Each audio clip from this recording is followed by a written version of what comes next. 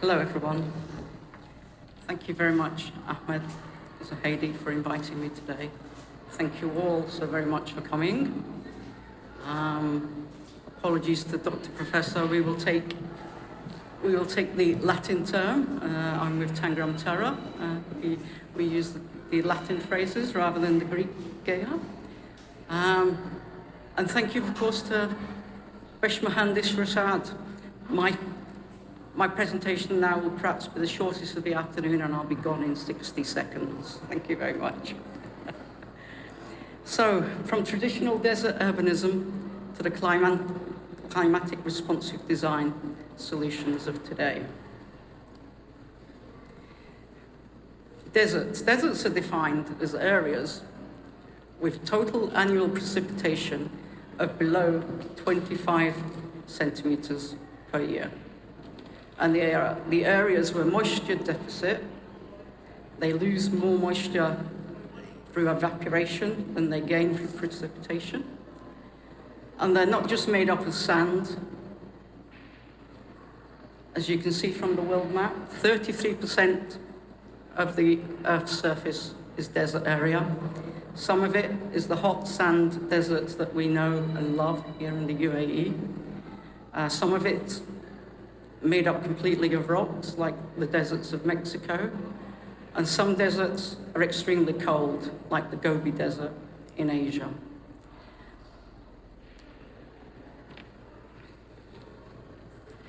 So you're wondering why somebody who looks like me is here to talk to you about deserts. I first arrived in the UAE in the mid-1990s as a young architect and urbanist, a younger architect and urbanist, to work on the analysis, review, and the development of the Al Ain City Master Plan, which had been implemented in the 1980s by my company, Shanklin Cox Limited. It was to support the projected population growth and the rapid urbanization of the city, which at the time was in fact the fastest changing city on the Arabian Peninsula. The figures on the left donate the population increase and show diagrammatically the urbanization increase. And as Al Ain grew from a desert oasis of 12 plantations and villages in the 1960s to the thriving modern city which we see today. In 1975, there were 50,000 inhabitants. In 1990, that had doubled to 100,000. And by the year 2000, the turn of the century, it stood at 360,000. Al Ain's known as the desert oasis. It's thrived because it utilized the Falaj irrigation system, an engineered solution of bringing water from the floodplains of the Al Hajar Mountains to feed its oasis. This is the view of the city today from Jebel Hafid, the highest peak in the UAE. And currently, Al Ain city has a population of 630,000. It's expected to expand to beyond the 1 million mark by the end of this decade. Its most recent master plan, not by me, is the 2030 development plan. It uses a traditional approach to combine a strategic consideration based on local identity with a structural framework. One intended to foster the authentic Arab identity of Al Ain, whilst supporting the continuous evolution and growth of its population and its urban areas. So let's all come back here in 10 years' time. Let's reconvene to see how successful this is. And who knows, maybe I'll close my career in the UAE, back in Al Ain, with the review and analysis of this master plan. From my initial introduction of life in Al Ain, it was a remarkable contrast from the collection of villages that I'd known and lived in London previous, a very different collection of villages. And it gave me my passion for understanding the way that people lived here in one of the harshest climates in the world. and set my professional journey and career, because I've never left, in the delivery of regional schemes that respect and respond to the local climate, the environment, culture, social and economic sustainability, and how these principles could be aligned with contemporary needs. The way people live now in the 21st century, we need the people-first approach that is created to sit within and address the planetary needs and boundaries that is sustainable design. As we all know, we live in an extremely ecologically fragile region, and there is so much that we can learn about sustainable design from the architecture of our past, as we've just seen, the vernacular design, the architecture of this place. Here, our traditional desert urbanism demonstrates how the people of the past understood how to live within the specific context of their environment, utilizing locally sustainable and available materials, used in a response to the climate and to their own social needs, with the buildings and open spaces formed to give privacy, yet connectivity to create community.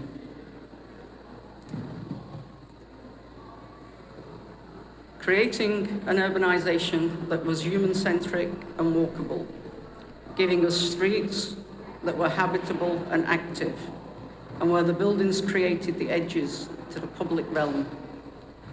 The buildings were placed close together to give shade to the pedestrian using them, and to allow access to connect private spaces of our homes with the Bahara, the communal, social and active spaces shared by and accessible to all.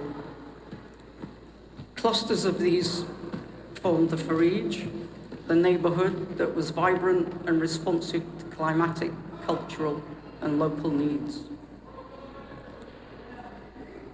There was an understanding of the sun path and the wind directions. Controls such as the fabric first approach with solid stone, or as we saw, mud brick walling, offering dense thermal massing to reduce heat gain. Minimum openings for doors and windows in the external walls were introduced and were required were shaded using timber mashrabiyah privacy screens, creating a protective barrier from the harsh rays of the sun and from any overlooking, whilst at the same time allowing the cool breezes to penetrate through.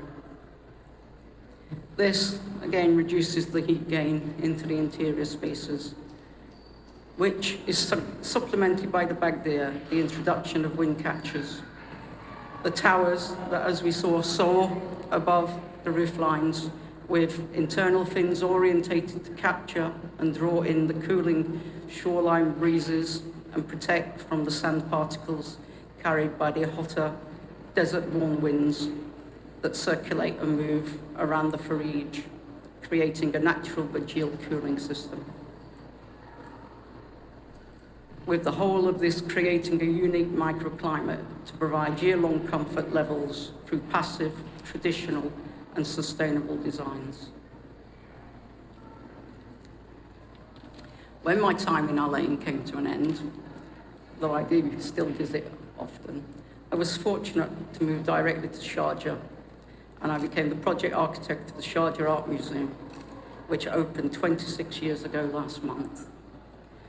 This was a 100-metre long new build that was in the arts and heritage area, and it was at the commencement of the regeneration period of this area, which was originally the very first stone town area buildings of Sharjah, belonging to the families whose livelihoods stem from the connectivity to the creek and to the waters of the Gulf.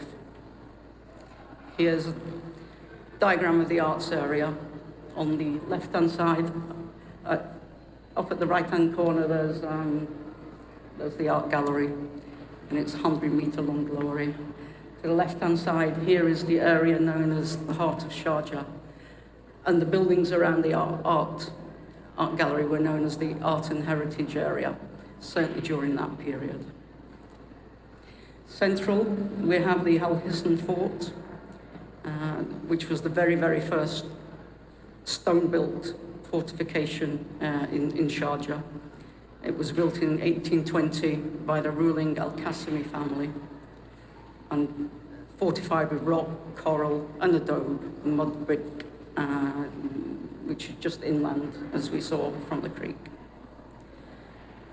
This fort had been partially demolished in the 1970s, and when I arrived in Sharjah in the mid-90s, it was restored and reopened as a museum in 1996. The Sharjah Art Museum was the first purpose-built art gallery in the region, with a design that followed the traditional aspects found in the area, and was opened in April 1997 to hold the third Sharjah Arts Biennale. Forgive me, we didn't have digital access in those days. This is a bit copies of the original.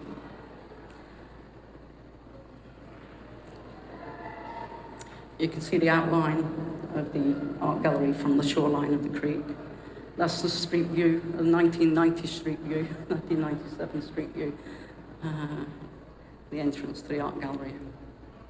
And examples of the stonework, the wing catchers. I mean, full disclosure here, these wind towers actually were designed to represent the traditional urbanism only. The museum, of course, housed the ruler's private, priceless and historic art collection, and along with the continuous regional and international collections that constantly being exhibited here, requires fully controlled internal environment, which is necessary to protect all the artifacts. So we can't really promote any natural wind or moisture ingress or movement.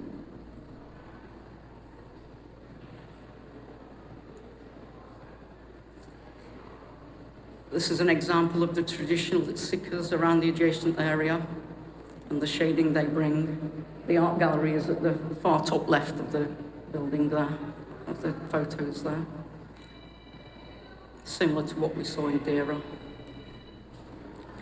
This is a reconstruction of Beit al-Nabuda in the heart of Sharjah, the arts area.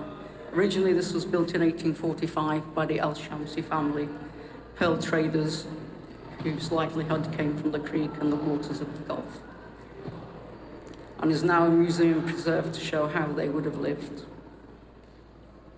I was fortunate to spend my time here getting an understanding of traditional materials and building methods, working primarily with stone and timber under the watchful eye of the government's eminent archaeological advisor of the time, Dr. Azawi.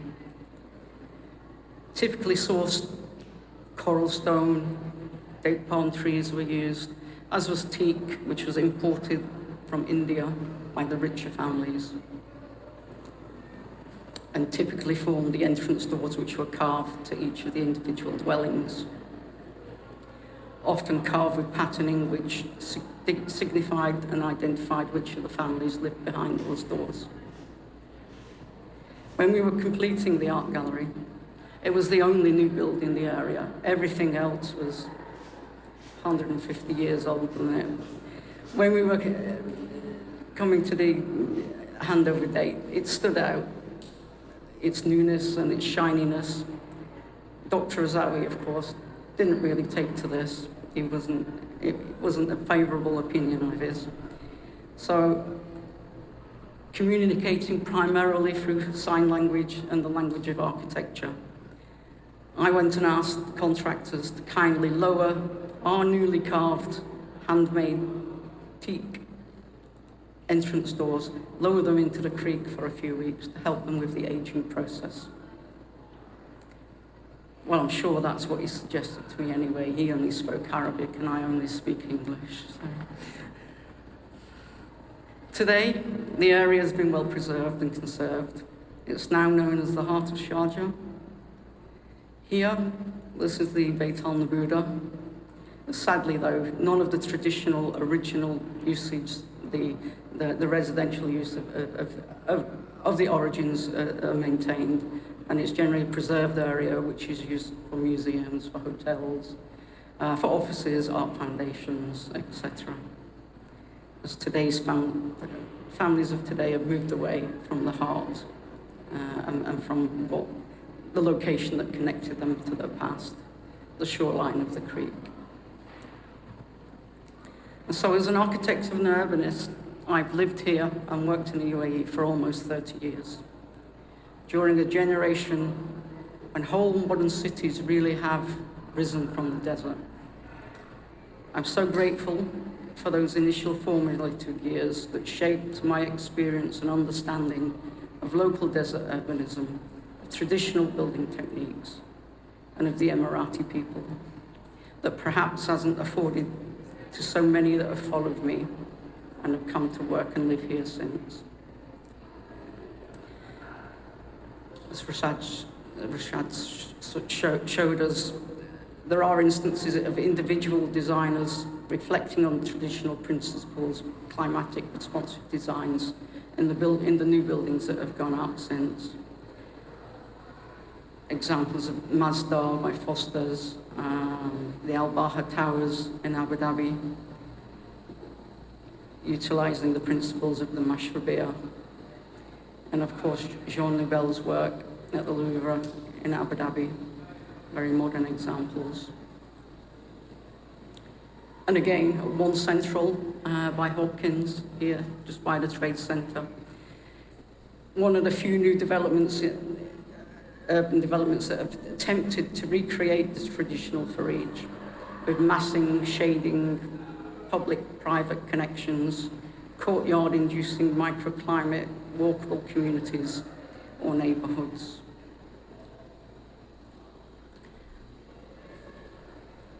And then the other side of Emirates Towers at Gate Village, again, as demonstrated by Mr. Rashad.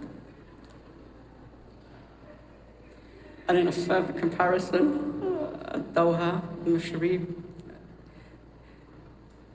master planned originally by Hallies and Morrison. This was a 31-hectare development in the heart of Doha, comprising of over 100 buildings, for a daily population of 2,000 inhabitants with 20+ thousand workers and visitors, and a built-up area of over 750,000 square meters.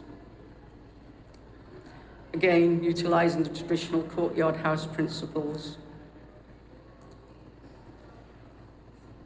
introducing massing, public spaces, shading, landscaping and water sources to create a more comfortable microclimate. Fabric first approach, here they layered the new fabric, took the sources from the traditional vernacular of Doha. The seekers, the building overhangs that form colonnades and shaded walkways ensure more opportunity for a walkable neighborhood. Tree canopies, water sources for cooling. And the Bahara with a retractable roof shading and the interior of the Juma Mosque, all reflections of the traditional urbanism of the area. And all with a limited palette of simply used traditional materials.